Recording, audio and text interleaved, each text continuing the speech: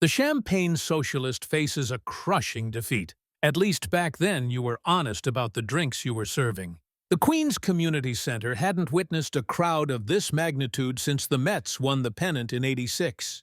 Every folding chair was taken, and every wall was lined with people packed shoulder to shoulder.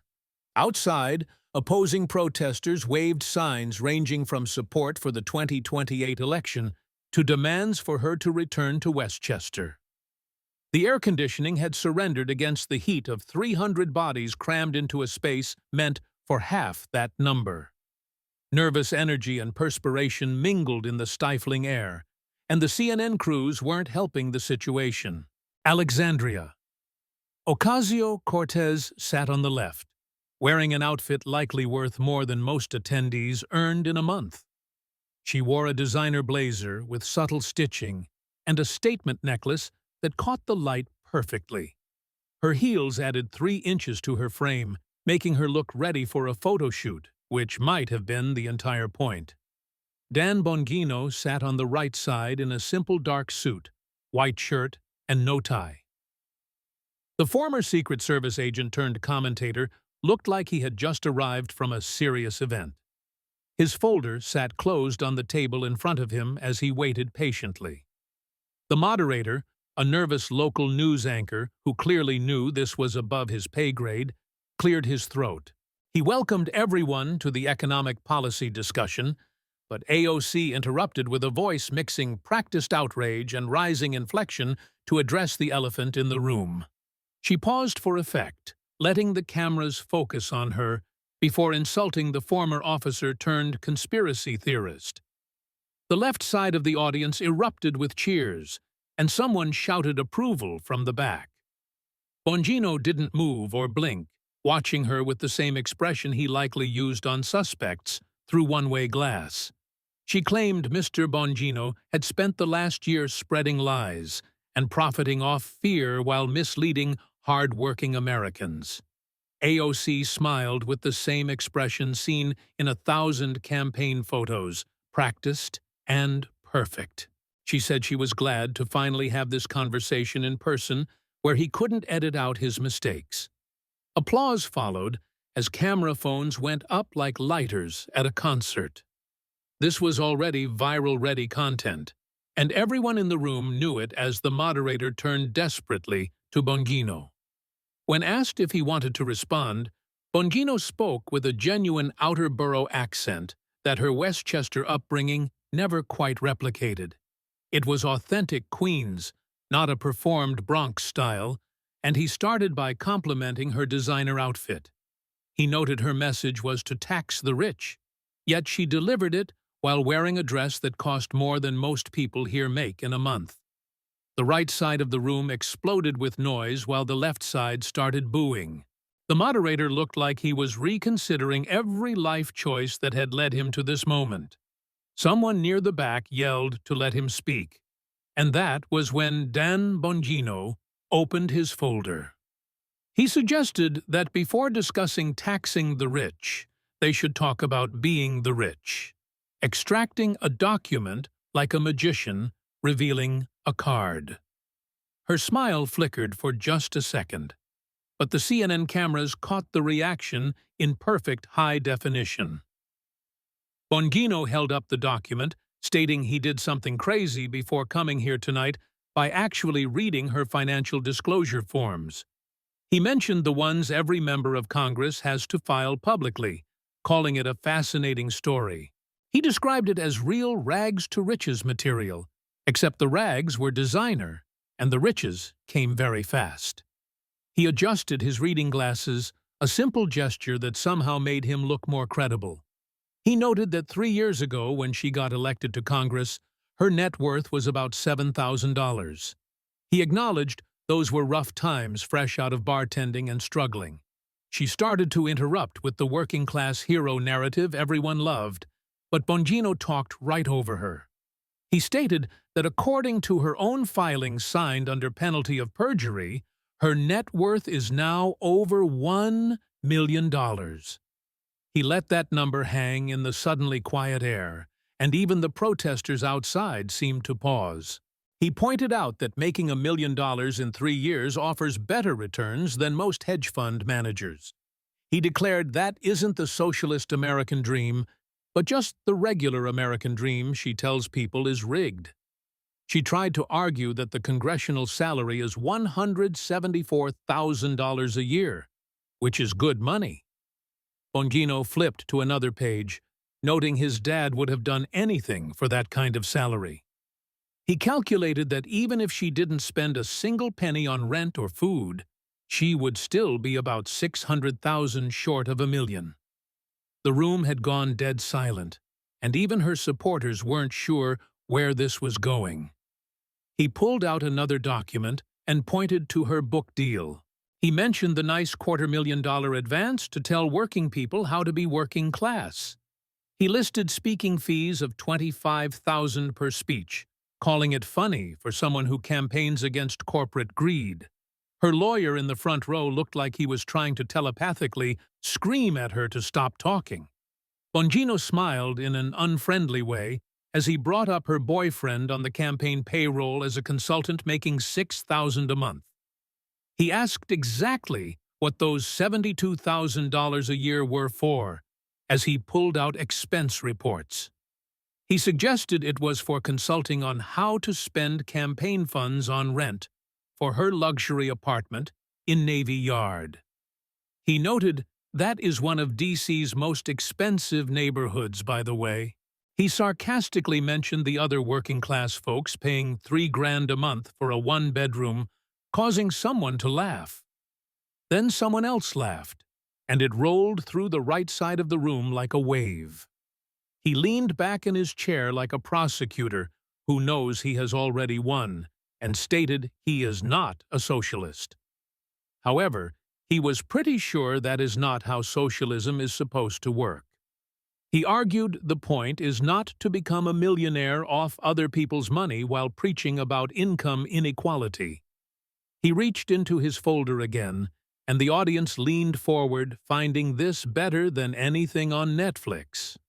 His voice dripped with sarcasm, as he suggested maybe he was being unfair, and it was just smart business. He brought up her purchase of a $60,000 electric car as very climate-conscious but expensive for someone telling constituents to take the subway. The moderator finally found his voice and asked Congresswoman Ocasio-Cortez if she would like to respond to these allegations. She sat up straighter, with her media training kicking in like armor.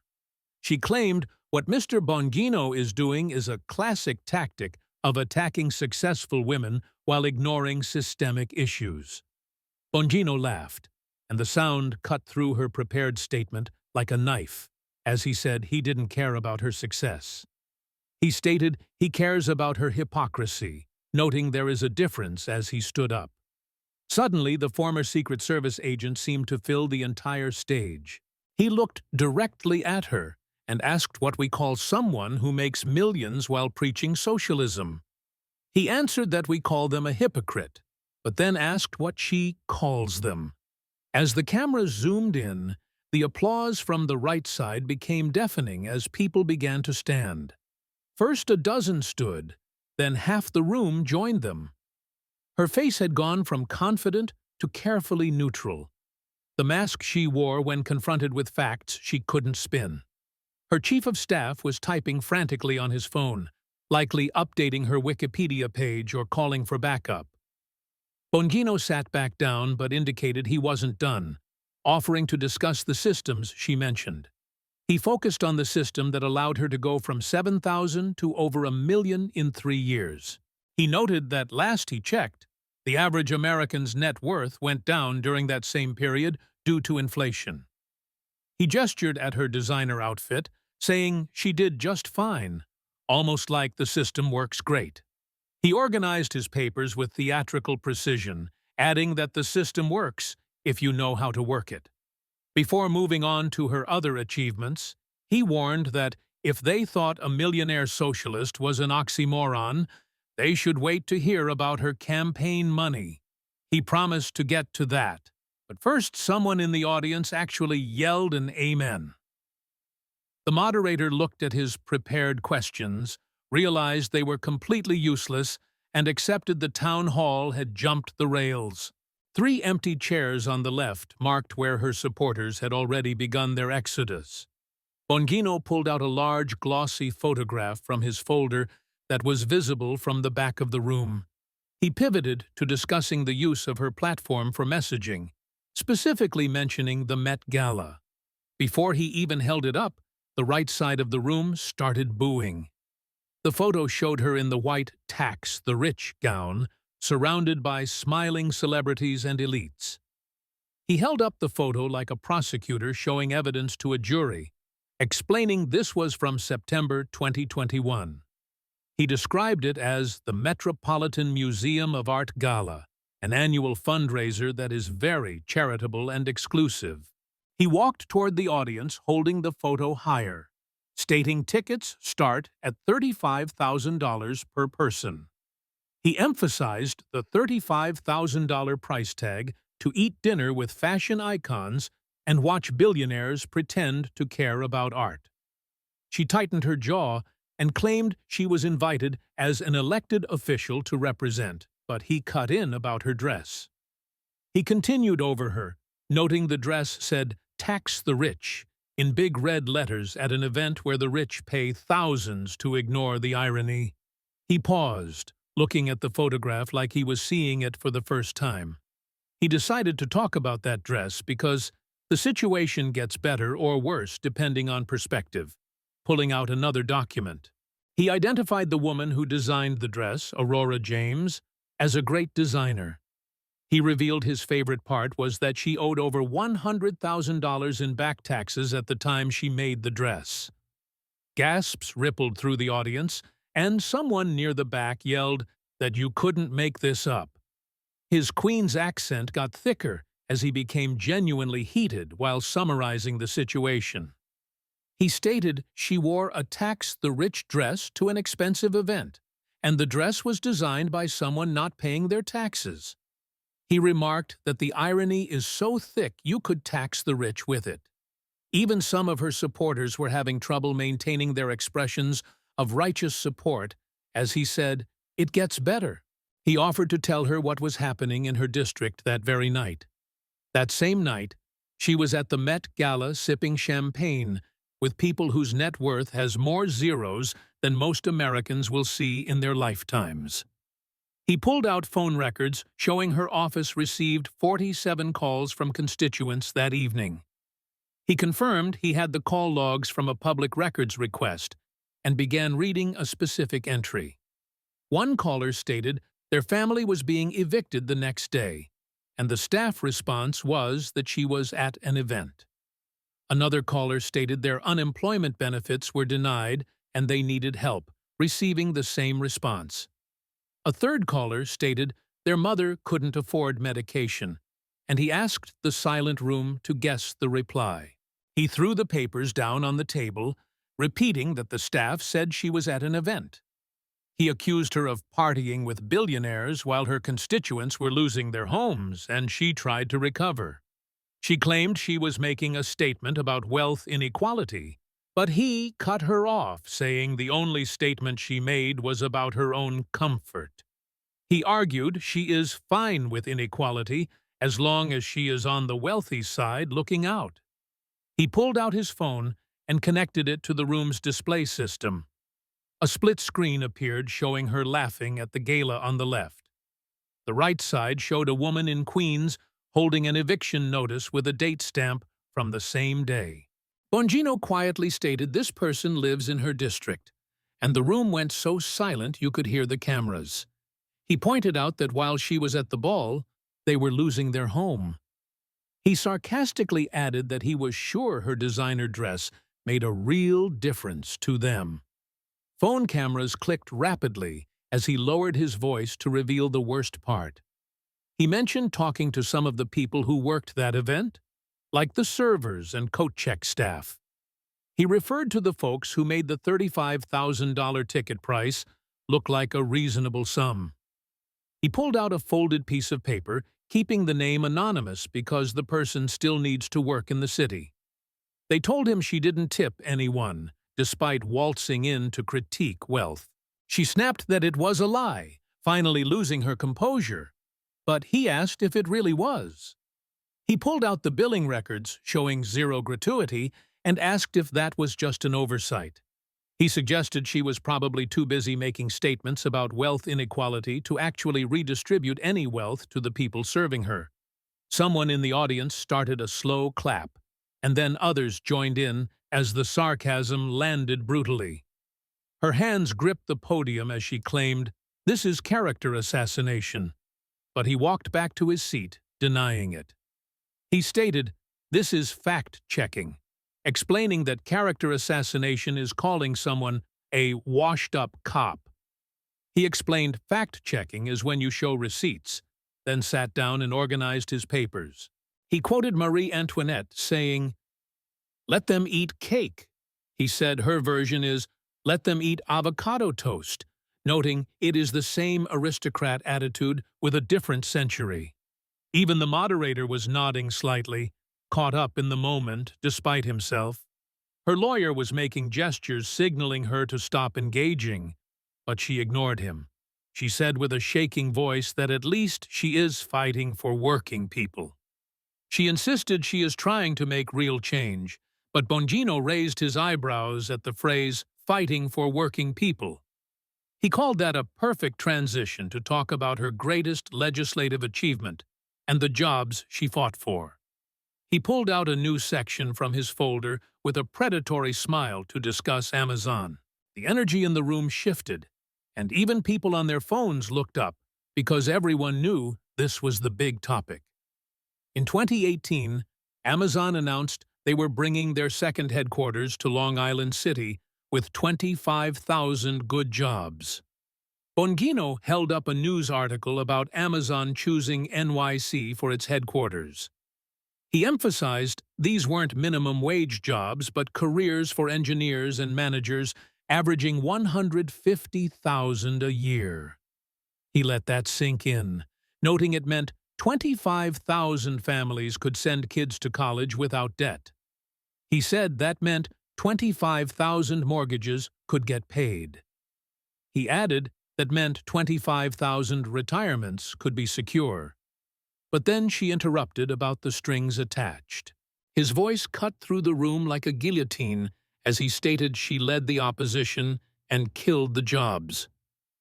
He reminded everyone she called it corporate welfare and said Amazon didn't deserve tax breaks.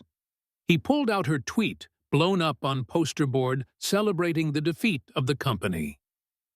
He read the tweet slowly about everyday New Yorkers defeating corporate greed and the richest man in the world. He looked up at her and emphasized the word defeated. He criticized her for using the word defeated like it was a victory to stop 25,000 jobs. The left side of the room was mostly empty now as the exodus accelerated. Bongino continued by explaining that Amazon was going to get breaks on city taxes in exchange for creating those jobs. He noted that every city does this because standard economic development deals benefit the city. He explained that even with tax breaks, the city comes out ahead, pulling out a simplified chart. He showed Amazon would have generated $27 billion in tax revenue over 25 years. He emphasized that $27 billion could have fixed schools and roads, but now the city gets zero. He listed 0 jobs, 0 tax revenue, and 0 economic development, noting she got to trend on Twitter instead. Someone in the audience yelled for him to tell her, but he said he wasn't done yet. He asked if they wanted to know who benefited from Amazon leaving, pulling out campaign finance records. He pointed to union bosses who didn't want non-union Amazon workers in the city and donated heavily to her campaign. He noted that after Amazon left, other politicians in competing districts won those jobs. He suggested those communities got the investment and then donated to her out of gratitude for removing the competition. He pulled out another document, and his voice got even harder as he mentioned her chief of staff. He asked if she remembered Saikat Chakrabarti, who bought investment properties in areas competing with New York. He revealed the chief of staff bought low before the announcement and sold for a profit when Amazon chose elsewhere. She tried to call it a conspiracy theory, but Bongino slapped the property records on the table. He stated the purchase dates and profit margins are all filed with the appropriate authorities. He declared her inner circle made money while working people lost opportunities, standing up again. He walked to the edge of the stage to tell the audience he grew up in this borough. He described his dad as a union guy and real working class, not for Instagram. He said his father would have called 25,000 jobs a blessing. He stated his dad would have thanked God those families would be okay, then turned back to her. He accused her of celebrating unemployment and throwing a party when people didn't get jobs. He noted she did it from her luxury apartment, pulling out his phone to show another split screen. The left side showed her celebrating Amazon's departure, while the right showed the empty lot where it would have been. He pointed out the closed small businesses that had invested in preparation for the new employees.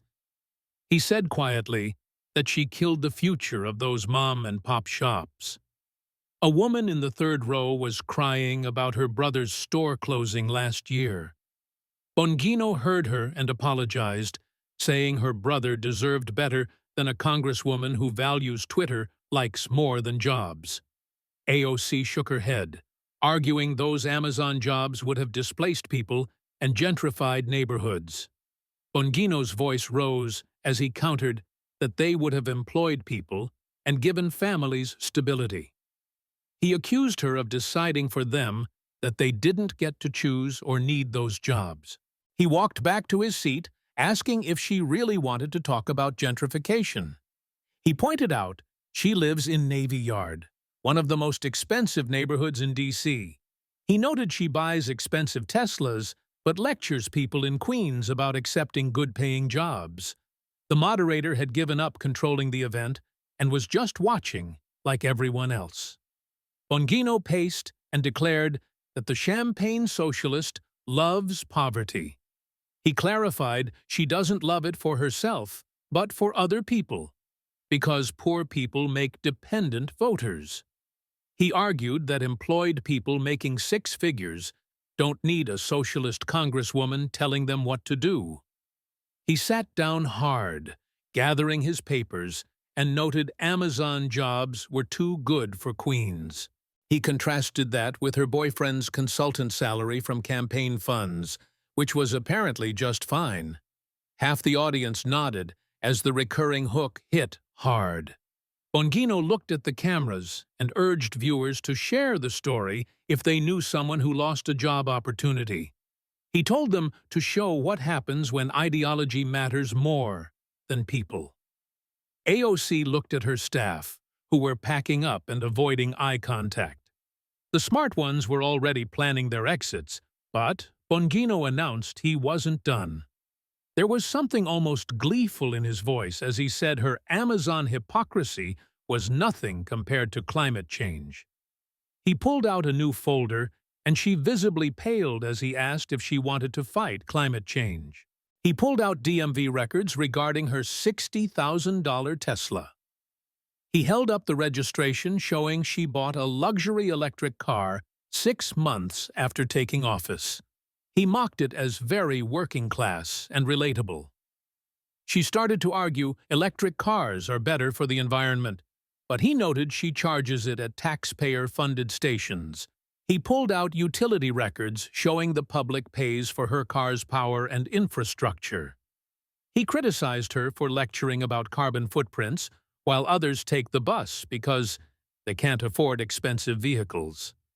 Someone yelled approval, and he pivoted to discuss her signature legislation, the Green New Deal. He introduced it as the plan to save America and transform the economy. He pulled out a simple visual of a house and wrote the number $600,000.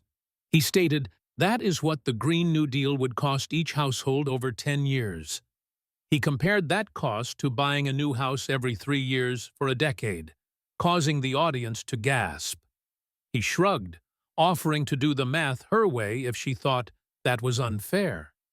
He cited the estimated cost of $93 trillion divided by 130 million households. The result was still 600 grand per household, and he let that number hang there.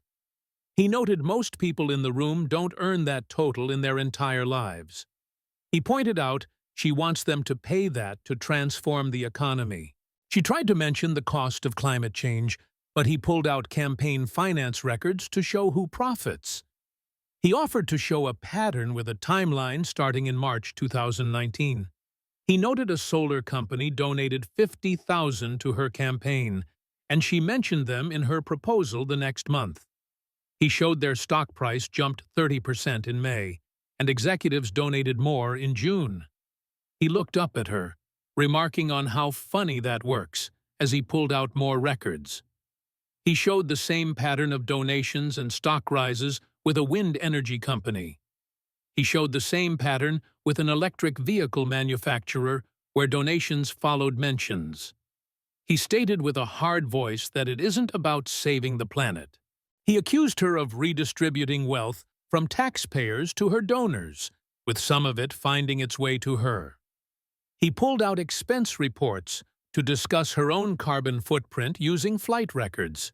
He revealed she took 6 private jet flights in 1 year, which shocked the audience. He noted each flight produces more carbon than the average American does in an entire year.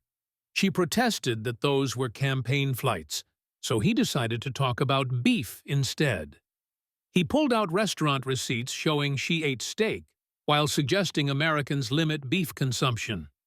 He showed expenses for expensive steaks that Peter Luger paid for with donor money.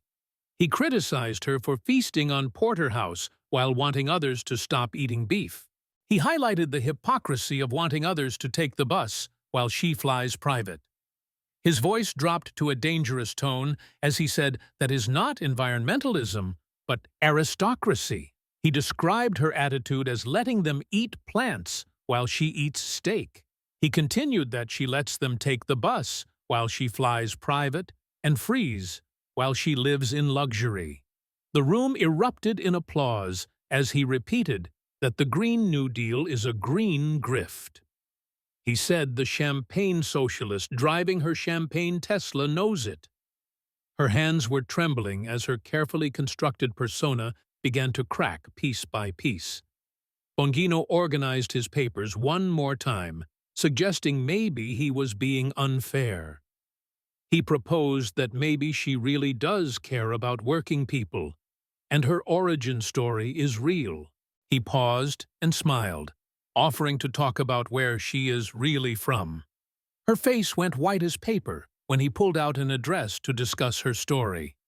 He recounted her narrative of being a girl from the Bronx who fought her way up. He held up the document showing her childhood address was in Yorktown Heights, Westchester County. He let that sink in, stating that is not the Bronx. He described it as one of the wealthiest counties in America, basically a waiting room for Connecticut. He offered to paint a picture of Yorktown Heights in the 90s using property records. He noted the median home price was $500,000 at a time when the national average was much lower. He emphasized her childhood home cost more than 95% of homes in America. He pulled out school records showing she went to an excellent public school in a wealthy suburb. He remarked that isn't exactly the struggle she sells on Instagram. When she claimed she moved to the Bronx, he cut her off, saying it was for college residency requirements. He accused her of using the location like a costume for votes and brought up her father's profession. He acknowledged her mother was a cleaner, but noted her father was an architect, making them upper middle class. He stood up and walked to the edge of the stage to ask if she knew the difference between them. Using her real name, Sandy, hit like a slap, as he stated he actually grew up in Queens. He emphasized he is from real Queens, not a Westchester pretender. He contrasted his union father with her architect father and his retail working mother with her wealthy family. He pulled out photos of his modest two-bedroom childhood home. He mentioned sharing a room until college, then showed a photo of her childhood home. The contrast of her four-bedroom house with a two-car garage was devastating. He continued that he worked real jobs because he had to, while she bartended for the aesthetic. He got a scholarship because he couldn't afford college, whereas she had a college fund. He asked what she protected, answering his own question that she protected her trust fund. The audience was completely silent, as this attack felt more personal than the others. He pulled out employment records to discuss that bartending job, which is key to her narrative. He read from the document that she worked at an upscale tequila bar in Manhattan. He noted it wasn't a dive bar in the Bronx, but a place where appetizers cost $25. He pointed out she made good money in tips and worked there for less than a year. He noted she quit for her political career and had a safety net the entire time. He looked at her and stated she didn't work that job because she had to. He claimed she worked it because it made good content for her campaign videos and she couldn't speak. He told her quietly she is not from the Bronx, but from Westchester playing dress-up. He called her entire identity a brand that is overpriced and fake, pulling out video clips. He asked the audience to notice how her accent comes and goes. He played a clip of her speaking to a Bronx crowd with a thick accent and slang. Then he played a clip of her speaking to wealthy donors where the accent was completely gone. He stated his accent never changes because he actually grew up there, while hers is a fake credential. He sat back down gathering his papers, calling her a trust fund kid doing cosplay. He declared that real people from the Bronx deserve better than a fraud from Westchester. The applause was deafening, and even former supporters were clapping. The betrayal of finding out someone faked their entire background hit harder than policy disagreements. Someone yelled her real name, and the chant started small, but grew. Her lawyer was physically trying to pull her away from the microphone, but she shook him off. She said with a breaking voice that at least she cares about people and her family.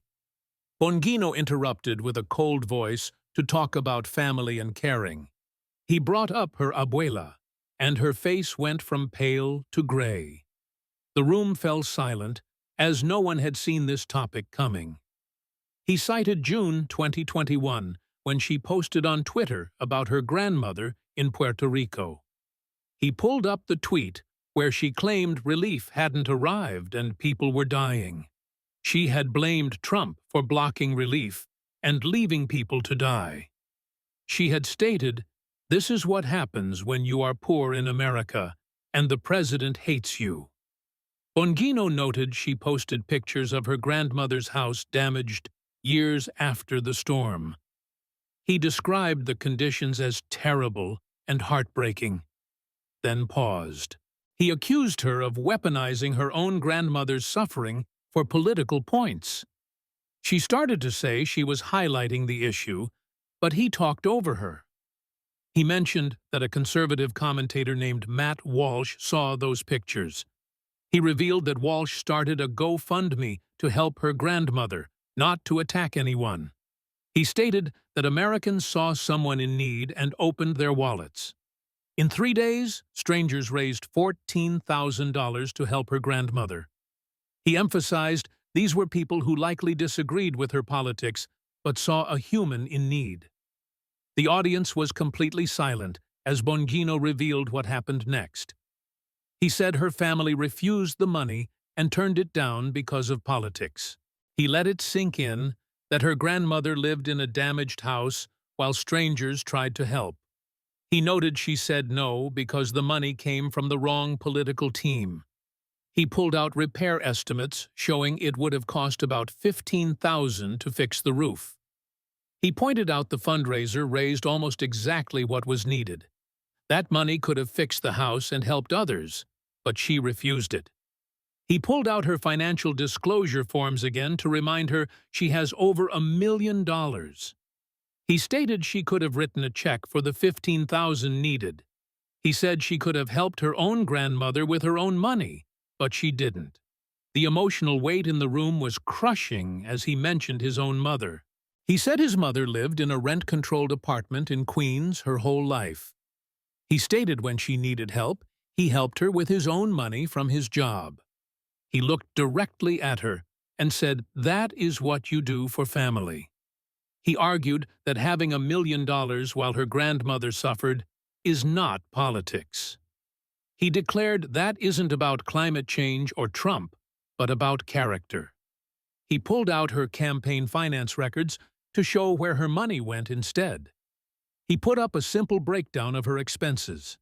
He listed costs for her boyfriend, luxury apartment, designer clothes, and private jets. He contrasted the money she had for all of that with the lack of funds for her grandmother's roof. He showed a split screen of her at the expensive gala and her grandmother's damaged house. He noted she spent more on one night of partying than it would have cost to fix the home.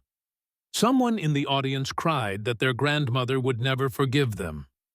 Bongino heard it and agreed his wouldn't either, because that's not how family works. He turned back to her and accused her of raising money off her grandmother's suffering. He stated she posted those pictures for political points, but refused actual help. He noted when she could have helped herself, she bought a Tesla instead. He concluded she is not a socialist or a champion of the people. He called her someone who uses everyone, even family, for personal gain. The room erupted in anger rather than applause. Even her former supporters were shaking their heads in disgust as someone shouted a question about her grandmother. She stood up shakily, calling it character assassination, but he stood up to call it the truth. He told her she can't spin it or tweet it away or hide behind excuses. He summarized that her grandmother needed help. Strangers offered, and she refused. He said that is the whole story, and it tells everyone who she really is. Her lawyer was physically pulling her away now, and she let him. The moderator tried to regain control, but Bongino wasn't done. He stood at the edge of the stage and delivered his closing statement to the room. He noted she came there to embarrass him and call him names. His voice was calm and steady as he stated what he is. He described himself as a kid from Queens who worked his way up honestly. He mentioned helping his family with his own money and never pretending to be something he is not. He gestured at her retreating figure and described her.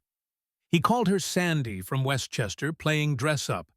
He labeled her a champagne socialist who never met a luxury she couldn't justify or a person she couldn't exploit. He listed her killing jobs, partying with billionaires, and preaching inequality. He mentioned her flying private and eating steak while telling people not to. He added that she abandoned her own grandmother while claiming to care about the elderly. He paused to let it all sink in, reminding everyone she became the rich she wanted to tax. He repeated she said she is from the Bronx but is actually from Westchester. He noted she claimed to care about working people, then killed their jobs.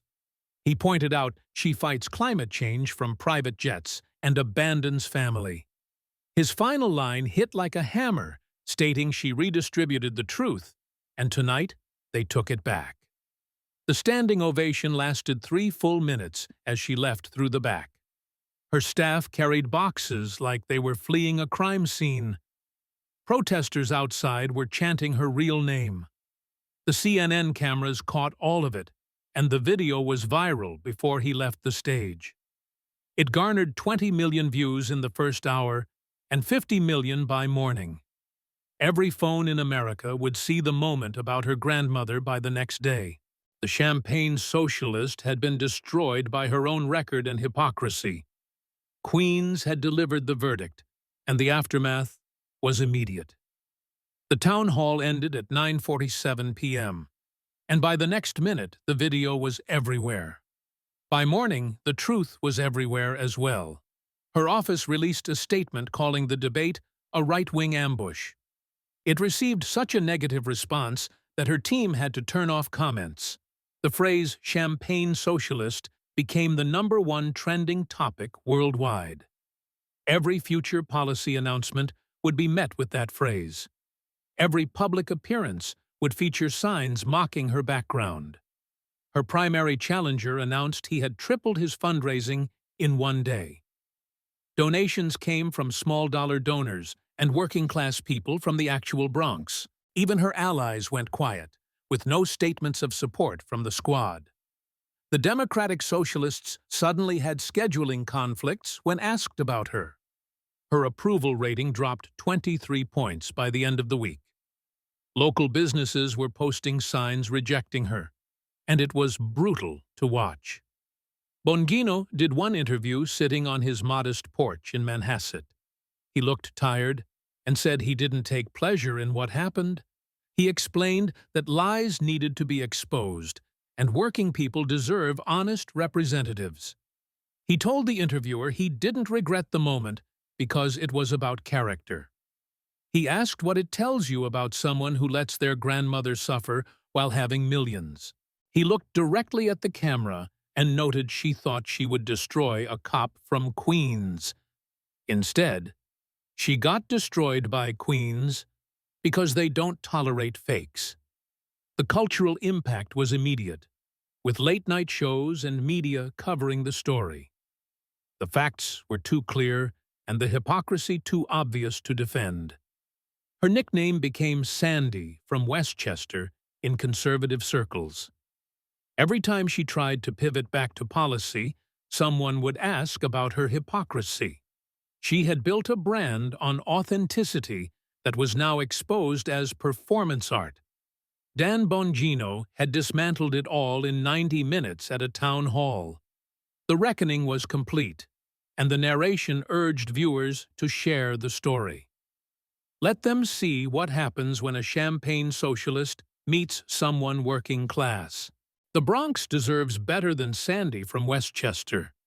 Working people deserve better than millionaire socialists. The bubble always pops eventually.